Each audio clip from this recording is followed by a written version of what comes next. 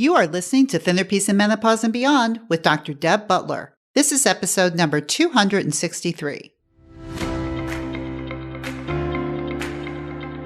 Welcome to Thinner Peace in Menopause and Beyond. This is Dr. Deb Butler, Master Life and Weight Coach, and as always, your coach. If you're a woman and you're smart and you're successful and you've been struggling with weight your whole life, and now menopause is making it harder than ever, and you are ready to make this the last time you ever have to go on a diet again, then this podcast is for you. Stay tuned. Hi, all my dear friends. How are you today? It's a beautiful day in the neighborhood. Spring, spring, spring. I'm having such a good time going out and playing. You know, my playing is what you call exercise. I've been playing every day, going on amazing walks, doing my yoga. I love yoga so much. And you know, when I talk about exercise, the interesting thing about exercise is that I call it play. And the reason that I call it play is because it's like going out to play. And I didn't always think like this. So of course, that's one of the tools that I teach is how to think about exercise in a way that makes you feel very differently. And so part of the program when I'm working with my clients, when I'm working in a group, is how to switch your mind, how you want to look at it, how you want to think about it. And really you want to go back to, it's like being like a kid again. It's like, you think kids go out and say, Mommy, I want to go exercise, you know? Give me a break. That's the last thing they say. They just want to go out and play. And you want them to go out and play because you know when they come back, they feel better and they're easier to be around, right? Because the purpose of moving the body is to relieve stress. It's the way we were wired. So I just want you to think about it because this podcast is not on exercise, but it is on urges, which we're going to talk about in a minute.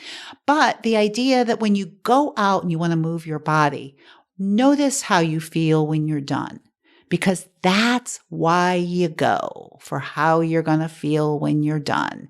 And that will get your brain very, very excited. And we all know that excited, happy, motivated brains give us very, very good results, which is what I'm talking to you about today, is about your brain and about urges. And I told you on the last podcast, that's exactly what we're going to be talking about, is more and more about urges and helping break down for you how to understand it. So in the last podcast, I talked about the idea of an urge that comes from your primal brain and that you can equate an urge and your primal brain as an undisciplined child, a screaming toddler that's screaming for something that it wants, that it shouldn't have, but it's not going to help. Could be candy in a store. It could be going towards an electrical outlet just because it wants to stick its finger in it because it looks good. And I mean, that kid can scream all she or he wants. You're going to pull him away and you're going to say no because, you know, you want to keep the babe around for a while, right? But that's just kids. That's just toddlers. They want what they want when they want it. That's exactly how your brain is, that primal part of your brain that I talked a lot about in the last podcast. So now I want to give you another way of looking at it. So, you know, I study a lot about Buddhism. I do a lot of meditation. I've been to a lot of silent retreats. I've studied a lot about it. And I'm not trying to push Buddhism on you or anything else. I love the philosophy of Buddhism in terms of being present, being mindful, which is everything I teach you. And I don't think there's a better teacher on the planet to be able to teach mindfulness than Pema Chodron, which is really one of my very favorite teachers. She's written so many books on Buddhism, on mindfulness, on how to stay present. And one of my favorite books is called Taking the Leap. And the reason I like it so much is because she talks so much about this word that she calls Shempa. And if you get the book and you read about it, what you're going to find out about this term is that basically it's an urge. Basically, it's the hook that you feel in your body when your mind says, I want that. And it wants something that you know is not going to give you the result that you want. So, you know, when we're talking basically a lot about foods that will not give you the results that you want, or eating when you're not hungry. You know, having an urge to continue to eat just because something tastes good. or seeing a cookie or smelling cookies and your brain says, I want that. It's kind of like we talked about before about this unmanaged toddler, the undisciplined child, right? That's like how your brain is. Well, now I want to give you something else to think about when you think about urges. And this is also from Pema's book when she talked about one of her teachers telling a story about Shempa, which is the hook, or what we're calling the urge, and how he equated it and how to handle it. So one of the things that was talked about in the book is that think about an urge or Shempa that when you're getting hooked, it feels like you just have to do it. It just feels like you have to have that glass of wine, that something terrible is going to happen if you don't have it. You're hooked. And once you're hooked, it's almost like your hand just kind of reaches out on its own and puts it in your mouth. It feels like it's out of your control. That's what strong urges feel like. That's what they do. And that's what she's talking about Shempa, is that once you're hooked. But she talks about the story that one of her teachers taught her and equated it to poison ivy. So last week I talked about an unruly toddler in the brain. This week I want to talk about poison ivy. So the way her teacher explains it is that when somebody has poison ivy, or just think of it as when a child has poison ivy.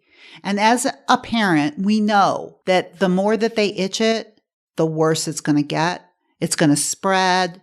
It's going to cause them to be more uncomfortable. And yet, the child thinks that the only way out of the discomfort of the itch is to itch it, right? And yet, the more they itch it, the worse it gets. And the only solution to the healing of poison ivy is that the person or the parent takes the child to the doctor and the doctor prescribes some medicine and explains to the child in a very loving way that what poison ivy is, how it spreads, why it's getting worse, and that if they really want to heal, the only way to heal is to use the medicine and not to itch. Now, this child really wants to heal. Think of it, your brain. You managing your brain, you really want to heal. You want to heal from this urge to itch. You want to heal from this urge to put wine in your mouth when you don't want it. You want to heal from this urge to eat a cookie when you know you don't want it. Or you want to heal from the urge to continue eating when you know you're full. Think of it as poison ivy. You give into it, the poison ivy spreads, and it gets worse. If you let it be, which means with the itch, you got to go through the discomfort of the itch for it to get better. You have to go through the discomfort of the urge of the wanting it in order for the urge to get less over time. I want you to think of it like that. I think it's a beautiful story in the book. I really urge you to get this book because it's amazing of when you read it. And Pema talks about so many things that you will think about when you will think about urges, because she talks about the whole idea of wanting to eat when you're not hungry, but she's also talking about all kinds of addictions and all kinds of urges. So, there's not just an urge to eat. There's an urge to shop. There's an urge to look at your email. Like that's some of my biggest urges right now is I want to check my email all the time. I think something really is important there. When I just checked it 5 minutes ago, but something inside of me feels like I got to check it again. It's almost like having poison ivy with my phone. And if I want to heal, if I want to check it less, if I want to feel less uncomfortable, I have to go through the discomfort first in order to heal. So this is what I want to offer you. It's the exact same thing. I want you to think of the next time when you think, like I have a lot of clients that say to me that they just feel like they're out of control. They just feel like they can't decide for themselves, that the food has more power over them than they have. I want you to think about, just like I say to them, I want you to think of it as a case of poison ivy, right? And as bad as you want to itch it, as bad as you want that cookie, as bad as you want to finish eating something that you think is so delicious. Have you ever said to yourself, this is so good, and you just keep eating and eating? Just because you keep thinking it's so good, it increases the itch. It increases the urge to want to keep eating. It's really an amazing thing to think about. So this is what I want you to think about this week. First of all, go to my website, drdebbutler.com/263, so that if you want to get Pema's book, it'll be in my show notes. If you want to hear how I'm talking about this so you can really look into it, go to my show notes so that you can read it. And then it'll become even clearer. But this is what I want you to think about as you're going through your day, today and for the rest of the week. The next time you're sitting down and you're at a +2, and you know that a +2 means your body says, stop, I'm done. But you notice that your mind says, I'm never going to get this again. Maybe you're on vacation. Maybe you're at a restaurant. Maybe you're somewhere and your little brain offers you these words of wisdom. I'm never going to get it again. I want you to think of it as an itch. It's poison ivy. It's poisonous. It's a poisonous thought. It feels like you're never going to get it again, but actually it's just a thought that creates an urge, that creates an hook, that if you hook into it, if you itch it, if you give into it, you just make it worse. You just make it stronger. Now, on my next podcast, I'm going to give you a 3-step process for how to handle urges, and it's a 2,000-year-old Buddhist technique. So you've got to listen to the podcast next week to find this out. But this is what I want you to do this week. When you're sitting down, like I already told you, and you're at your +2, and you feel the hook inside of you to put something else in your mouth, see if you can notice what your mind is telling you. And maybe it's not about being at a +2. Maybe you're not hungry. Maybe you've decided on a plan and you're just going to have 1 glass of wine, which is perfectly fine.